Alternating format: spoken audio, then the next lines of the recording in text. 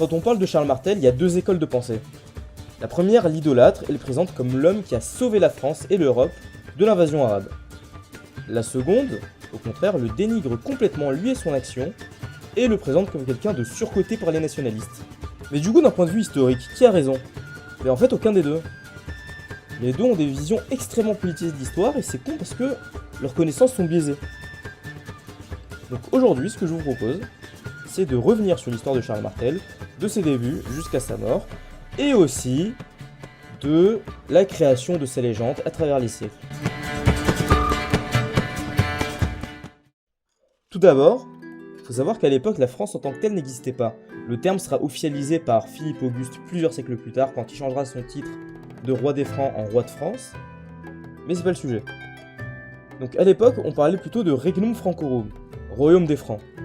Donc si vous avez des souvenirs de CE1, vous savez que Clovis, le roi des Francs, a conquis la Gaule, s'est converti au christianisme et qu'il était de la dynastie mérovingienne. Vous savez aussi qu'il avait divisé son royaume afin que chaque partie soit léguée à chacun de ses fils. C'est ce qui va faire que ça va être TB pendant quasiment toute la période mérovingienne, et que le royaume des Francs va être extrêmement désuni. Il y a donc deux royaumes principaux à l'époque qui nous intéressent, Neustrie à l'ouest et Austrasie à l'est. Les autres parties du royaume étant totalement indépendantes, c'est ce qu'on appelle des principautés périphériques, à l'époque qui nous intéresse encore une fois. On a donc l'Aquitaine, la Bourgogne, l'Alémanie, la Bavière, la Thuringe. Aux frontières du royaume, il y a aussi la Frise et la Saxe, qui sont encore païennes et qui donnent du fil à retordre aux Francs. Mais c'est sous les Mérovingiens que va apparaître une certaine fonction, maire du palais. En gros, c'est l'intendant du roi qui gère toutes les affaires intérieures du palais. Sous Dagobert Ier, par exemple, un certain Pépin de Landen va exercer cette fonction. De plus, il aurait même été celui à qui aurait été confiée l'éducation du jeune Dagobert. C'est ce qui marque l'entrée en jeu d'une famille aristocratique, les Pipinides. Puis ensuite, Pépin y mariera sa fille au fils d'Arnoul, évêque de Metz. Cette union entre Pipinide et Arnulfien va créer un nouveau centre de gravité du royaume franc, qui, au lieu de se situer à Paris, va cette fois se situer entre la Meuse et le Rhin, en plein territoire austrasien. Sauf que, à la mort de Dagobert, on rentre dans la période dite des rois fainéants. Thierry III, par exemple, va laisser la réalité du pouvoir tout d'abord à un certain Hébruin, puis au petit-fils de Pépin de Landen, Pépin de Herstal, ce dernier en devenant maire du palais d'Austrasie et de Neustrie, les deux principaux royaumes encore une fois, va vraiment faire le taf contrairement au roi qui n'en branle pas une. D'ailleurs, à la mort de ce dernier, c'est Pépin qui va choisir son successeur parmi les héritiers mérovingiens. Et donc là vous vous dites, ouais mais c'est quand qu'il parle de Charles Martel, ce fils de pute? J'y arrive, patience. C'est important de parler du contexte. Pépin, il a eu 3 épouses. Une dont on connaît pas le nom, une autre qui s'appelle Alpaïde, et enfin une certaine Plectrude. Très importante, parce que c'est la fille d'un comte. Donc ça a pu augmenter la puissance foncière de la famille Pipinide, et vu que c'est la fille d'un comte, ce sont les enfants que Pépin a eu avec elle, donc Drogon et Grimoald, qui vont succéder aux charges de maire du palais. Avec Alpaïde, il eut Charles, donc le futur Charles Martel, et avec la no-name, il eut un certain Childebrand. Retenez bien son nom à Childebrand parce qu'il est très important. Sauf que, pas de chance, parce que sinon ça aurait été trop simple, Drogon et Grimoald meurent avant Pépin. Donc, quand il meurt, forcément ça ouvre une sale crise de succession. Plectrude, c'est une meuf qui est plutôt ZAF, elle enferme Charles pour pas avoir de soucis, et proclame la régence des deux palais, Neustrie et Austrasie, au nom de son petit-fils Théodébald, qui est encore un enfant. Mais en 715, les Neustriens en ont marre de se faire marcher dessus par l'Austrasie. Ils se révoltent, ils sortent d'un monastère un mérovingien fantoche qui nomme roi sous le nom de Chilpéric II, et nomme un certain Rinfroid au poste de maire du palais. Ça se passe bien pour eux, ils défoncent l'armée austrasienne près de Compiègne, ils avancèrent jusqu'à la Meuse, et ont même pactisé avec les Frisons et les Saxons. Profitant de tout ce sbeul, Charles, il arrive à s'échapper, il va en Bavière, et il arrive même à lever une armée. Il démonte Rinfroid en 716, puis encore en 717, il est poursuivi jusqu'à Paris, puis ensuite il va faire demi-tour, il va aller à Cologne pour prendre le pouvoir en Austrasie et pour que Plectrude arrête de casser les couilles. Il devient donc maire du palais d'Austrasie. Pour prendre le contrôle cette fois du palais de Neustrie, il va une fois de plus démonter Rinfroid en 719, qui cette fois s'est allié avec Eudes, le duc d'Aquitaine, qui je le rappelle est une principauté périphérique indépendante. Donc, comme je l'ai dit, il les démonte, et devient donc maire du palais de Neustrie. Mais pour gagner la confiance des Neustriens, il va rendre à Rainfroy sa charge de comte d'Angers et va reconnaître la souveraineté du roi Chilpéric II, qui, je le rappelle, ne sert pas à grand chose parce que c'est un putain de roi fantoche, comme tous les rois mérovingiens de l'époque. Malheureusement, les principautés périphériques continuent d'être ultra autonomes, du coup, il va grignoter quelques territoires à la Frise, mais il va aussi envahir la Thuringe, il soumet totalement l'Alémanie, définitivement en 730 en supprimant purement et simplement le duché. En Bavière, c'est un peu plus compliqué. Lorsque le duc Théodon, le rival de Charles, meurt, son fils Grimoald et son neveu Hugbert se disputent le trône. Charles, il va soutenir Hugbert et lui fait prendre le pouvoir. Il obtient alors une mainmise sur la Bavière, bien que celle-ci reste indépendante. Mais il fait pas seulement ça. Pour éviter que la famille de Théodon s'en prenne à Hugbert, il décide d'enlever la femme de Grimoald, Beltrude, et sa nièce Sonichild, qu'il mariera et avec qui il aura un enfant, Griffon. L'idée est de perturber la lignée avec du sang pipinide carolingien. Depuis des années, je répands ma semence un peu partout aux quatre coins du monde. En 732, donc, au moment de la fameuse bataille de Poitiers, c'est déjà le plus grand génie militaire de tout le monde germanique. Et comme je sais que c'est pour cette bataille que vous avez cliqué, ben on va y passer tout de suite. Comme vous le savez, les musulmans menés par le califat Rachidoun puis par les Omeyyades ont mené de grandes conquêtes au Levant et en Afrique du Nord, les justifiant par le principe de guerre sainte. Ainsi, plusieurs populations conquises, les Berbères par exemple, se convertissent à l'islam.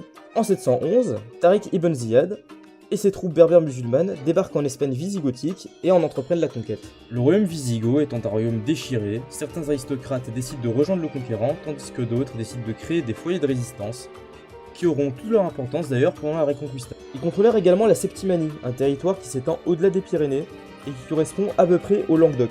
Ils contrôlent donc déjà une partie de la Gaule, à partir de laquelle plusieurs bandes de berbères vont mener des razzias et des pillages entre 714 et 717. Eudes, le duc d'Aquitaine, s'opposa à plusieurs de ces raids, il défendit également Toulouse en 721 contre les troupes musulmanes. Malheureusement, il n'y arriva pas toujours et en 725 par exemple, les Arabes ont pillé Autun sans qu'ils puissent les arrêter. Plusieurs conflits internes au monde musulman d'ailleurs poussent certains émirs à se révolter contre le gouverneur d'Al-Andalus, le nom donné par les Arabes à l'Espagne. C'est le cas du cadi Munuz, ou Munuza, qui en 729 s'allie à Eudes car il est en conflit avec le gouverneur d'Al-Andalus de l'époque, El Haytham ben Oyed Kanani. Un traité de paix est signé entre Eudes et Munuza, et il est même garanti par l'offre en mariage de la fille de Eudes, Lampégie. Le successeur de Kanani, un certain Abd al-Rahman ibn Abdallah al-Ghafiqi, est, au même titre que Charles Martel d'ailleurs, extrêmement opposé à cette alliance. Abd al-Rahman demande donc à Munuza d'attaquer les chrétiens, ce dernier refusa et mourut peu de temps après, soit en essayant de rejoindre les terres de Eudes, soit en combattant contre les armées du gouverneur. Sa femme, quant à elle, Lampégie, donc la fille de Eudes, est envoyée dans un harem à Damas, c'est pas de chance. Après ça, Abd al-Rahman décida de mener une grande expédition destinée à piller l'Aquitaine et la Gaule. Eudes, dépourvu de son alliance avec Munuza, n'a pas la force de les stopper, il appelle donc à l'aide Charles Martel. Charles étant bien obligé d'accepter, parce que les musulmans se dirigeaient tout simplement vers la ville de Tours, certainement pour piller la riche abbaye de Saint-Martin de Tours, le saint protecteur des Gaules, des Francs et de la dynastie mérovingienne. C'est donc sur une ancienne voie romaine reliant Poitiers à Tours que Charles intercepta les forces musulmanes et qu'eut lieu la fameuse bataille de Poitiers. C'est une véritable débâcle pour les musulmans et Abd al-Rahman, gouverneur de Cordoue, trouve même la mort pendant la bataille. Les musulmans décident alors de fuir pendant la nuit. Charles ne prend même pas la peine de les poursuivre, les laissant piller l'Aquitaine au passage pour réduire le pouvoir de Eudes. Après ça, Charles il va mener une politique de remise au pas du sud de la Gaule, en créant en Bourgogne et dans la vallée du Rhône une ribambelle de nouveaux comtés, confiés à des membres de la famille. En 736, le patrice de Provence Moronte s'allie aux musulmans, il se fait quand même défoncer et Charles met à sa place un certain Abon, puis à sa mort son propre frère, Childebrand. J'avais dit qu'il était important, mais c'est pas fini. La même année, Hugbert, qu'il avait placé sur le trône de Bavière, meurt. Il y place donc Odilon, un proche de sa femme Sonichild, qui en réalité va mener une politique très indépendante et d'ailleurs va devenir le principal chef de l'opposition à la famille carolingienne. Enfin, en 737, à la mort du roi Thierry IV, Charles Martel est tellement puissant qu'il ne prend même pas la peine de choisir un nouveau roi.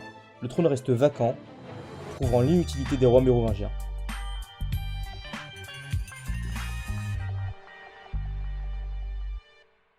Revenons maintenant un peu sur la bataille de Poitiers, notamment au niveau des sources.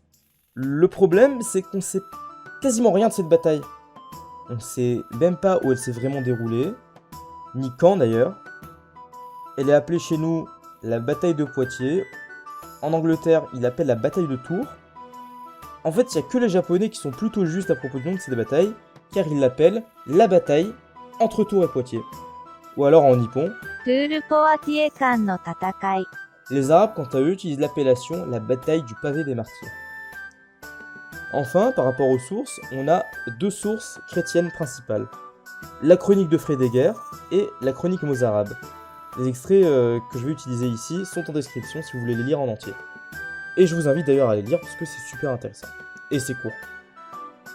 Alors ce sont deux chroniques écrites par des chrétiens, certes, mais vous verrez que l'une est plus proche de la réalité que l'autre.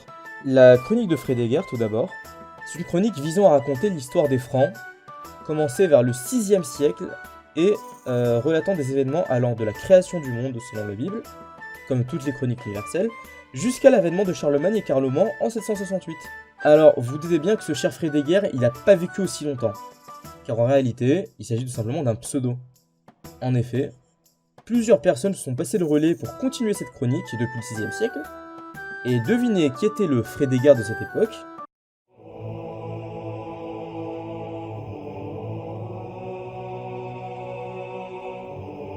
Childebrand. Vous voyez quand je vous disais qu'il était super important? Bah voilà. Faut dire que les deux frangins ils s'aimaient beaucoup. Alors, il n'hésitait vraiment pas à grossir les traits, voire même à faire sa propagande, même si le terme est anachronique, dans ses écrits. Car oui, la chronique nous dit clairement que Eudes a fait venir les Sarrasins et leur roi, entre guillemets, Abderrahman, pour battre Charles. Or, tout d'abord, Abdé, le frérot, il était pas roi, il était gouverneur, et Eudes les a pas fait venir. La chronique mozarabe, quant à elle, nous donne plus de détails sur la bataille. Alors, vous voyez ce tableau-là? Ce Charles Martel couronné sur son cheval, la flamboyante cavalerie franque, ancêtre de la chevalerie française du Moyen-Âge central, chargeant ces sauvages de Sarrasins. C'était probablement pas comme ça. Tout d'abord parce que Charles n'a pas porté de couronne, il n'a pas porté de couronne parce que s'il était pas roi, il était maire du palais. Et surtout, la chronique mozarabe nous explique que les Francs se battaient à pied. Donc il est plus probable que la cavalerie musulmane s'est écrasée contre les phalanges franques et qu'on les a démontés par la suite. C'est certainement ça parce que on sait aujourd'hui que les Francs se battaient traditionnellement à pied. Alors, ça m'étonnerait personnellement qu'ils aient eu des scoutum comme dans Il était une fois l'homme, mais l'idée de la phalange est quand même très probable. Après, à propos de ce tableau, c'est normal, il a été peint plus de 1000 ans après la bataille de Poitiers et avait été commandé par Louis-Philippe pour renforcer le sentiment national et surtout la légitimité de la monarchie. C'est réellement sous Charlemagne qu'une cavalerie lourde, entre guillemets, va être développée. Mais sous Charles Martel, ce n'est pas encore le cas. Enfin, maintenant parlons de la légende de Charles Martel. Alors, ça a été compliqué pour lui au début, dans le sens où sa figure a largement été éclipsée par celle de son petit-fils Charlemagne, mais aussi parce que ça lui arrivait de piller des églises et de répartir les biens auprès de ses leudes. Ça, le clergé du Moyen-Âge central, notamment ceux issus de la réforme clunisienne, ils détestaient ça. Surtout que certains le vivaient au quotidien, car le pillage des biens ecclésiastiques était très fréquent à l'époque féodale. C'est avec la légende de Jeanne d'Arc que Charles Martel fut désigné comme champion de la chrétienté, car il est dit que l'épée de Jeanne appartenait autrefois à Charles Martel. On dit que c'était une épée de manufacture très ancienne et tout. Alors, j'ai du mal à croire à cette légende, parce que je vois mal comment, en pleine guerre de 100 ans, une épée de style carolingienne peut faire le taf. Après, certes, vous allez me dire que ouais, c'était peut-être vrai et tout, mais bon. Là, on parle d'une épée avec des crucifix sur la garde. La garde d'une épée mérovingienne, c'est ça. Où vous voulez placer des crucifix. Voilà. Enfin, au 19e siècle, il y a eu une mystification de la bataille de Poitiers pour entretenir le mythe national. Et on est obligé d'en parler un petit peu. Au 20e siècle et au 21e siècle, il y a eu une récupération politique par l'extrême droite de cette bataille. Il y a par exemple le groupe Brutal Combat, avec leur morceau Charles Martel. Charles Martel, si tu voyais la cause qu'ils s'en ont fait. Charles Martel, tu dirais. Un truc du style Verbisdo certainement, parce que il parlait pas français. parler le vieux francique, donc ça se rapproche plus de l'allemand. Et parce qu'il vous connaît pas en fait, les gars. Genre, présentez-vous au moins. Après ça, je vais pas non plus rentrer dans les détails de la récupération politique, mais je vais plutôt critiquer la vision de champion de la chrétienté qu'on a de lui. Tout d'abord, comme vous le savez, au Moyen-Âge, Charles était plus détesté par le clergé qu'autre chose. Alors pourquoi on a une vision aussi sainte de lui, si je peux me permettre le terme? Bah, tout d'abord parce que c'est sa volonté. Dans la chronique de Frédéguerre, c'est clairement l'image qu'il veut qu'on donne de lui. Tenez, Childebrand écrit « Le prince Charles dresse bravement une armée contre eux et, en chef de guerre, se précipite sur eux. Avec l'aide du Christ, il renverse leur tente, court au combat pour faire un carnage, et après que leur roi Abd al-Rahman ait été tué, il les abat, détruit leur armée, les taille en pièces et les écrase. C'est ainsi qu'en vainqueur, il triomphe de ses ennemis. » Donc vous voyez clairement que, même là, Charles veut se faire voir en tant que champion de la chrétienté, sûrement par pure propagande et justification de ses conquêtes. Ensuite, ça vient aussi du fait qu'on amalgame toutes les périodes du Moyen-Âge. Parce que nous, quand on pense au Moyen-Âge, on pense à chevalier, princesse, château, croisade et peste noire. Or, le Moyen-Âge est divisé en 3 parties, le Haut Moyen-Âge, le Moyen-Âge central et enfin le Bas Moyen-Âge. Faut oublier que cette période a duré 1000 ans, entre Clovis et Jeanne d'Arc, il y a déjà un écart civilisationnel monstre. Par exemple, à l'époque de Charles, on n'avait pas encore vraiment le principe de guerre sainte. Même s'il apparaissait concrètement chez saint Augustin, on l'utilisait pas vraiment, contrairement aux musulmans qui eux l'utilisaient pour justifier leur conquête. Nous, on avait le principe de guerre juste. Je t'attaque car tu m'as attaqué, ou car tu m'as atteint d'une quelconque manière, comme un royaume client qui ne paye pas son tribut par exemple. Le principe de guerre sainte est arrivé chez les chrétiens avec la première croisade grâce à Urbain II au XIe siècle, et qui s'inspira des musulmans d'ailleurs. Donc nous, c'est à travers ce prisme, on a l'impression qu'au Moyen-Âge, le principe de guerre sainte existait de tout temps, qu'on voit Charles Martel, un homme qui a mené une bataille sainte contre les musulmans. Enfin, à cause de cette récupération politique, la gauche dénigre totalement Charles Martel, soit en le voyant comme un facho, ce qui est débile parce que le fascisme est arrivé genre plus de 1000 ans après sa mort, soit décrédibilise totalement son action. Sauf que c'est totalement con de voir un personnage historique qui a vécu aussi longtemps avant nous, avec un œil et une bonne morale contemporaine. C'est stupide. Concrètement, qui c'était? Charles, c'était un Tchad. C'était un mec badass, qui a su régler ses problèmes à grands coups d'épée dans la gueule, en martelant sans pitié tous ses ennemis, d'où son surnom, Martel.